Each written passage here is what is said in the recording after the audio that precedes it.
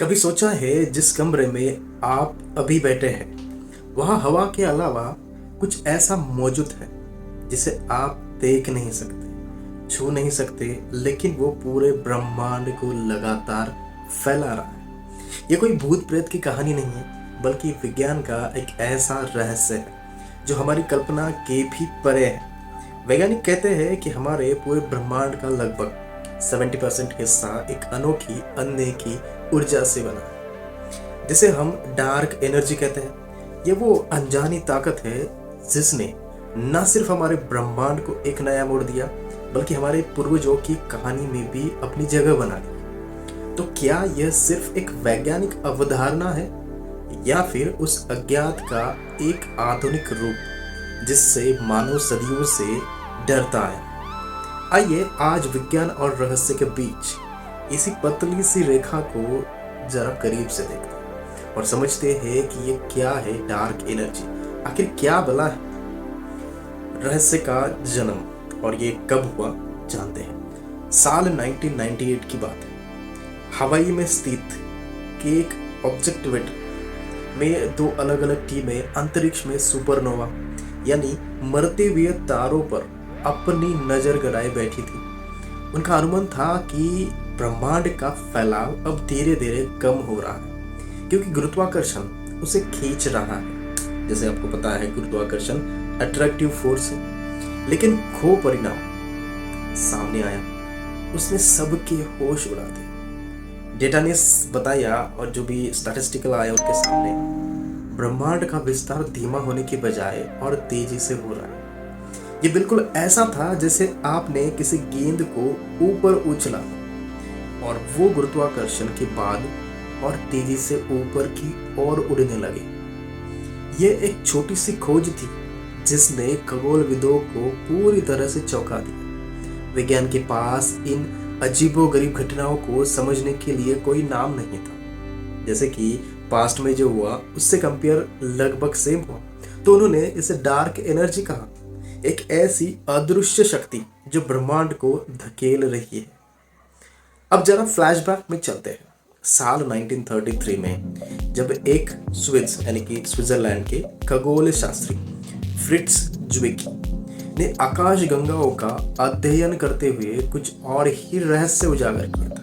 उन्होंने देखा कि आकाश गंगाएं इतनी तेजी से घूम रही थी कि अगर उन्हें सिर्फ दिखाई देने वाले पदार्थ ने बांध रखा होता तो कब वो बिखर चुकी होती। इस बेमेल गति को समझाने के लिए ज्विकी ने एक और अनदेखे पदार्थ का सुझाव दिया, जिसे उन्होंने डार्क मैटर नाम दिया। जो सोचिए, एक तरफ डार्क एनर्जी जो ब्रह्मांड को फैला रही है और दूसरी तरफ डार्क मैटर है जो कि आकाश गंगाओं को एक साथ बांधे हुए है।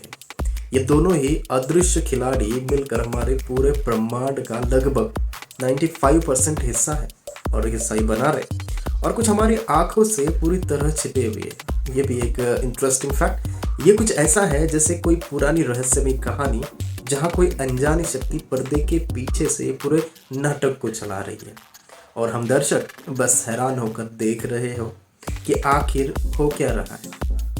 अब समझते हैं डार्क एनर्जी क्या क्या करती है। डार्क एनर्जी कोई ऐसी चीज नहीं है जो वापस लौटे, जैसे कोई बूमरैंग।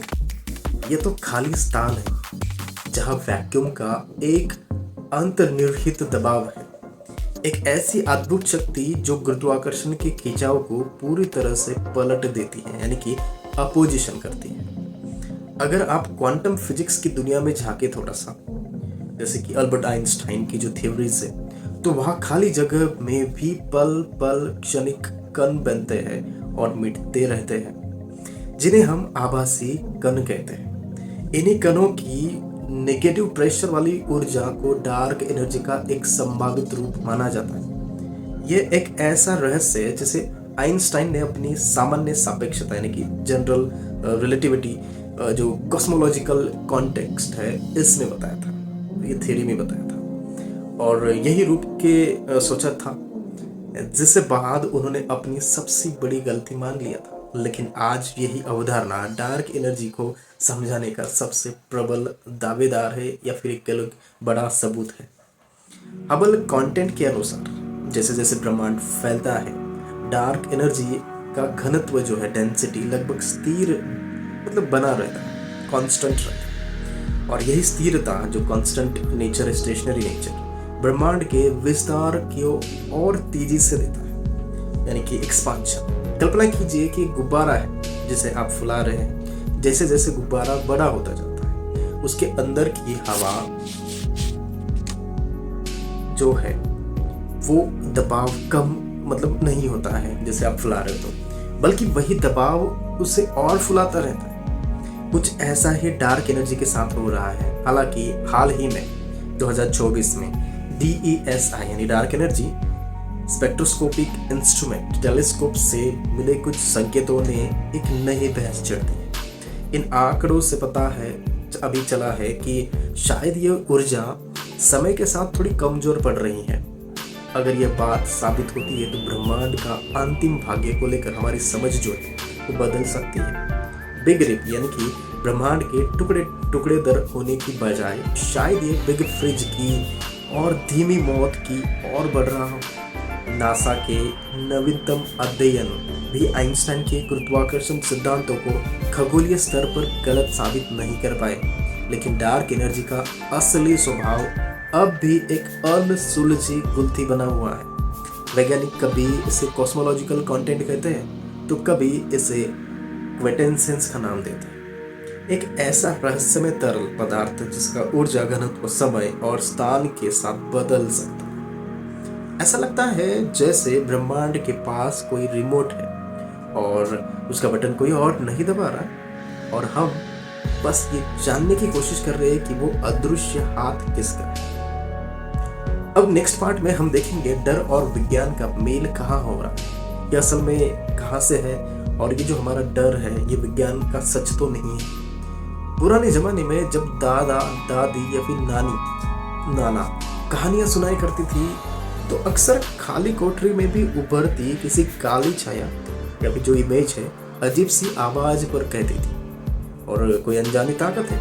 आज की तारीख में जब वैज्ञानिक ब्रह्मांड के 95% यानी कि डार्क एनर्जी और डार्क मैटर अदृश्य हिस्से की बात करते हैं तो वो भी यही कहते हैं कि कोई अदृश्य ऊर्जा है। मतलब कि सोचिए, दोनों ही बातें हमारी समझ पर नहीं आती और समझ से तो परे है। बस फर्क इतना सा है कि एक में लोक कथाओं का रंग था और रंग है जो लोग बोलते हैं, जो सामान्य लोग, जो पुराने लोग हैं जो बोलते हैं, और दूसरे प्रयोगशाला के टेक्निकल नाम है जो कि डार्क एनर्जी है। ये डार्क एनर्जी ही वो शून्य ताकत है जिसने तारों और आकाश गंगाओं को उनकी जगह से हिला रखा है। भौतिकी यानी कि भौतिक शास्त्र या फिर फिजिक्स तो यही कहते हैं कि हाँ बिल्कुल सही।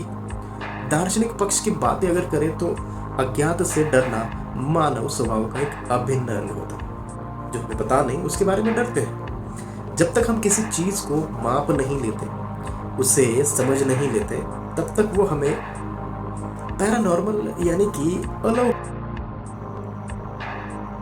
हमारी आंखें जो हमें दुनिया दिखाती है वो भी पूरी तरह सीमित है, लिमिटेड है। हम सिर्फ 400 से 700 नैनोमीटर जो वेवलेंथ है उसी कलर तक देख सकते हैं, यानी कि हम 400 से पहले या ना 700 से ज़्यादा नैनोमीटर वाले रंग देख सकते हैं। यानी प्रकाश के स्पेक्ट्रम का एक बहुत छोटा सा हिस्सा हम देख सकते हैं, जो कि लगभग 300 नैनोमीटर की जो रेंज है वही देखते हैं। तो इसका मतलब है कि ब्रह्मांड की बाकी 95% का जो हिस्सा है जिसमें डार्क एनर्जी और डार्क मैटर शामिल है, हमारी सामान्य दृष्टि से हमेशा बाहर ही रहेगा। तो अगली बार जब आपको लगे कि कोई आपके पीछे है या किसी ने हल्के से आपके कंधों को छू लिया, तो वैज्ञानिक तौर पर यह सच हो सकता है। हो सकता है ये डार्क मैटर का कोई कण जो प्रकाश से बिल्कुल भी बातचीत नहीं करता, आपके पास से गुजर रहा हो और आपने उसे महसूस नहीं किया, क्योंकि वो हमारे इंद्रियों के लिए अदृश्य है। डर और विज्ञान दोनों ही एक ही जड़ कहीं ना कहीं अज्ञानता ही है, लेकिन इन दोनों में एक बुनियादी फर्क है। जहाँ डर अक्सर हमें पीछे धकेलता है, वही विज्ञान और अज्ञानता को मापना चाहता था, उसे समझना चाहता है और अंततः उसे ज्ञान में